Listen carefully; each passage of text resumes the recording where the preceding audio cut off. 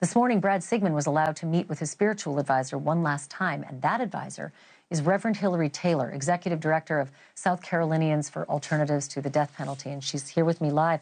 Reverend, thank you so much for being with me right now.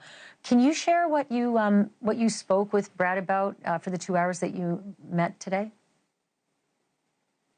Yes, when I was with Brad this morning from 9 a.m. to 11 a.m., Brad and I and another spiritual advisor talked about supporting family and friends and one another. His concern was for the people that he loved, the people that he had formed community with before his incarceration and also during his incarceration. So I understand that in this very, I think, macabre, method of choosing your own method of dying, he was very afraid of lethal injection because 3 of his fellow death row inmates and friends had done lethal injection and had had terrible experiences, and he was very concerned about the pain, and thus he chose the least painful, as he was advised, method, which was firing squad.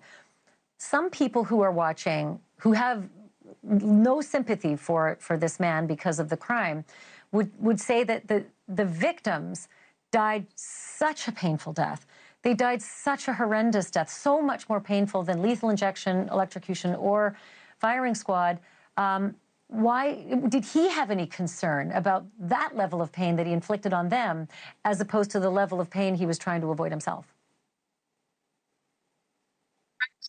Expressed remorse every day of his incarceration at the violence that he caused, and sought to be a different person since his incarceration. And with the agency that he had while he was incarcerated on death row, tried to be as supportive and loving, as kind as possible to everyone in his midst, whether that was his neighbors on death row, whether that was corrections officers, whether that was pen pals and family members that he was supporting from afar emotionally and spiritually.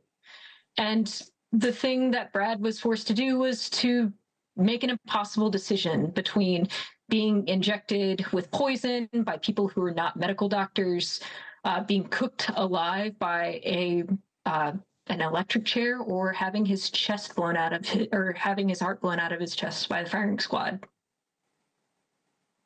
I am so sorry for you, Reverend Taylor. This has to be the hardest line of work, going through what you've gone through today, and I'm appreciative for the work you do. And I'm sorry that you lost somebody who you cared for. And for those victims, I feel terrible for them as well. It's a very hard line to broach. Thanks for being on tonight.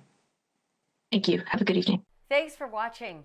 Go to joinnn.com to find NewsNation on your screen. And don't forget to click the red subscribe button below to get more of NewsNation's fact-driven, unbiased coverage.